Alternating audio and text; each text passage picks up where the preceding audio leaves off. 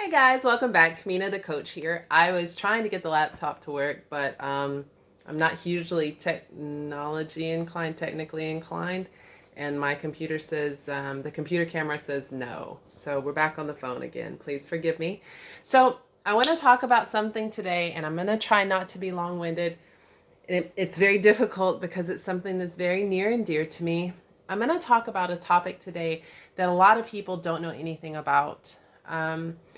So it's a topic that it's a genetic difference that only about 12% of the population has, and it's about so much more than sensitivity. So what it is I'm actually an HSP, and when I tell people that, they're like, "You need to go to the doctor."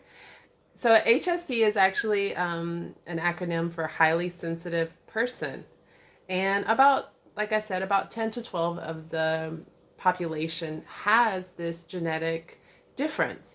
So first of all, just so you know, there's nothing wrong with me. I'm not sick or anything. But I am highly, highly sensitive. So when we say sensitive, the first thing we think is emotion. So yes, I am very emotional. I am, and it's not just a woman thing, because I actually have several female friends that really aren't emotional. But actually, men can actually be HSP as well, because like I said, it's a genetic trait. So what it is it actually affects it's a gene that affects our five senses and our emotions. We also tend to be highly, highly empathetic. So if I'm in a room, I'm likely only as relaxed and calm as the most agitated person in the room. So this isn't just about me being sensitive and crying at Hallmark commercials. This is about something much more deep, much deeper. Sorry. So let me give you an example. So last Christmas, while living in Saudi Arabia, I took my friend to go see the Circus Olay adaptation of Avatar. Amazing experience. But it was very hot inside. The stage is huge and sprawling. There are a lot of kids screaming. They don't lock the doors in Saudi Arabia. It's not like in other countries where they stop people from coming in and out. So once they start the program, it's everywhere. So it's not like the show's just in front of you. It stretches out everywhere. And the lights are very, very dark because there's a lot of special effects going on. There's a lot of people in black suits running puppets and all sorts of things. It was it's really and truly, it's an amazing experience. However, I was on sensory overload. So it's very, very loud. The smells, it's very, very hot. I had heels on. I was very physically uncomfortable. There was no place for me to set my arms down. It was way too much. And I got to a point where I felt like I was going to pass out. And I had to ask my friend, I was like, hey, if I pass out, just fan me some. I was like, I'll be all right. And he was like, are you okay? I was like, well, yeah, I'm okay, but all the sights and sounds it was just overloading me. So I did make it out okay. I didn't pass out, but that's just one example.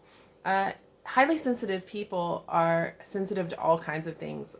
Likely, if you know a foodie, they might be a highly sensitive person. Our taste buds are also very, very sensitive. Our smell, oh God. I can't date anybody who doesn't really attend very, very closely to their hygiene, because smell will just shut everything off for me. In bed, since the time I was little, I would dust the whole bed out to make sure that there's like no sand underneath the covers. If something's poking me in the middle of the night, I'll get up and turn on the lights, and like I have to find what it is. If there's a tag on my shirt, it'll actually leave a mark.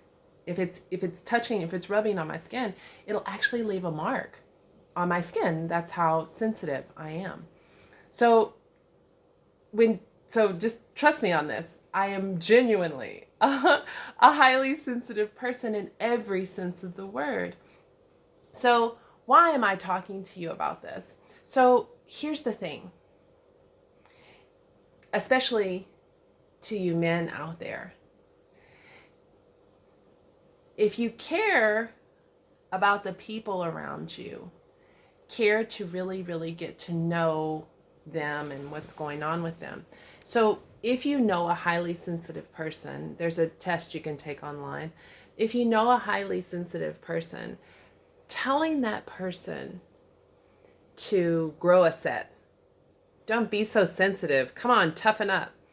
It's like telling the curls in my hair not to be so curly. It's genetic, it's in our genes. So try to ease up a little bit, try to be a little bit more understanding. I know myself, I do my best to try to understand that not everybody is as soft and as squishy, smushy on the inside as I am. So my plea to you is to try to be more sensitive, to try to be more understanding. If you have a highly sensitive person in your life, we really don't have too terribly much control over it. And if we're aware of it, we do our best, but it's not always within our power. So that's my 6 minutes on highly sensitive people. Kamina the Koach coming back at you next time. And as always, sending you love, peace, light, joy. Peace. I'll see you next time.